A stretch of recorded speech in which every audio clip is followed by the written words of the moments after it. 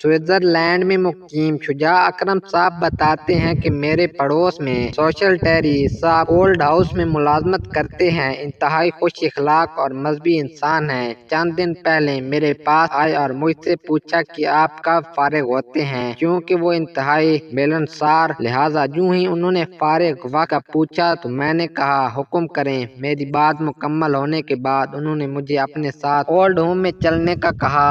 मैंने इसी वक्त कपड़े बदले और इनके साथ चल दिया। वो मुझे सीधा लेकर एक इदारे की डिस्पेंसरी में गए जहाँ एक उम्र रसीद पाकिस्तानी बुजुर्ग लेटे हुए थे। वो फालज के मरीज थे।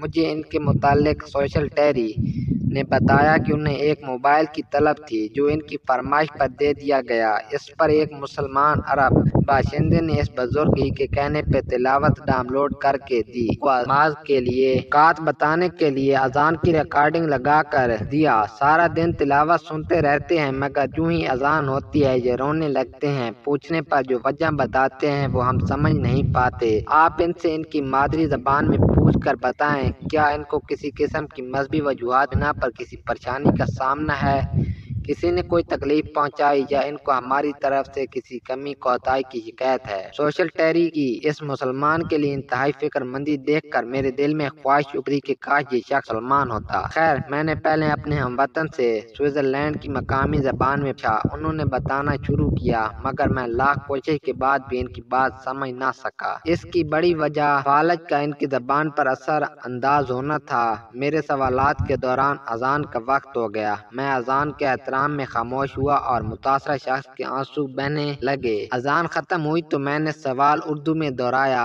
मुसलसल 4 घंटे की तगदो के बाद समझ पाया। बताया कि मेरा नाम तुफैल जान बलोच है। मैं बलोचिस्तान से कराची मुंतकिल हुआ। अल्लाह ताला की जात ने मुझे नवाजा। मैंने ट्रांसपोर्ट के कारोबार से करोड़ों कमाए और 90 की दिहाई में स्विट्जरलैंड मुंतकिल हो गया। कारोबारी और आम जिंदगी के दौरान मुझसे एक शख्स से ज्यादती हुई और वो मेरा गेट कीपर था। मैं अक्सर औकात असर के वक्त घर पहुंच जाता था। मेरे पहुंचने पर मेरा गेट कीपर ज्यादातर नमाज पढ़ रहा होता था। गाड़ी की आवाज सुनते ही वो नमाज छोड़ता और दरवाजा खोलता। बाद में जाकर दोबारा नमाज अदा कर लेता।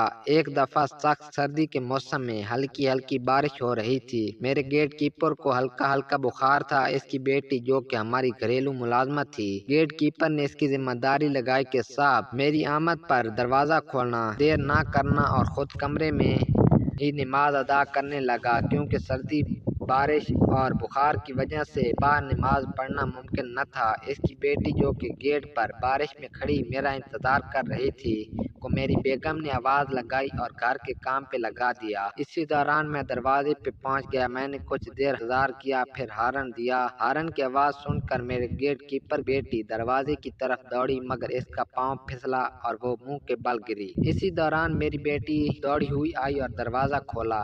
मैंने गाड़ी गैराज में खड़ी की और सीधा गेट कीपर कमरे की तरफ बढ़ा। गुस्से में गेट कीपर की कमरे की तरफ बढ़ता देखकर इसकी बेटी भी मेरे पीछे आ पहुंची। जब मैं कमरे में दाखिल हुआ तो गेट कीपर दीवार का सहारा लेकर खड़ा होने की कोशिश कर रहा था। मैं सख्त गुस्से में था। एक तो दरवाजा देर से खोला और दूसरा मेरी बेटी इतनी सख्त सर्दी में दरवाजा खोलने आई थी। मैंने जाकर गेट कीपर को धक्के देना शुरू कर दिए। इसकी बेटी बीच में आई तो मैंने इसे भी धक्के और थप्पड़ मारा। गेट कीपर ने अपाई दी, मुझे समझाया कि वो बीमार था, अंदर नमाज पढ़ने लगा और बेटी की जिम्मेदारी लगाई। सामने खड़ी रहो, यूं ही साहब गाड़ी आए दरवाजा खोलना।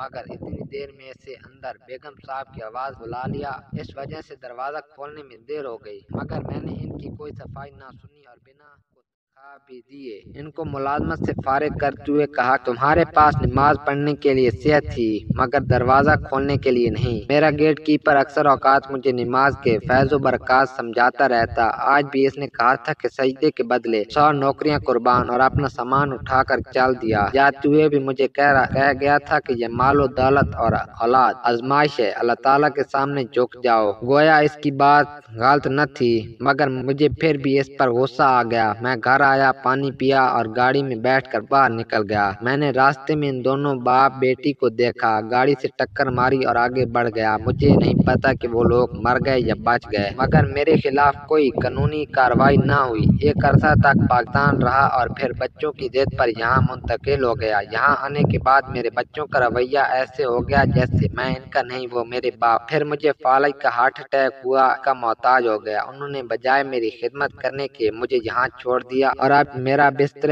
مرگ ہے۔ میری سب سے بڑی خواہش بنا کسی سہارے کے اللہ تعالیٰ کے سامنے سجدہ کرنا۔ یہی وجہ ہے کہ جب بھی اذان ہوتی ہے میں رو پڑتا ہوں، مجھے اپنی بے بسی پر رونا آتا ہے۔ فیض جان بلوچ صاحب کی یہ بات سن کر میں نے توبہ استغفار کی اور ان کو بھی اسی عمل کی نصیحت کی۔ اس کے بعد ٹیری کو بلوچ صاحب کے ساتھ تعاون کرنے کی التجا کر کے واپس آ گیا، مگر کئی دن تک چین سے سو نہیں سکا۔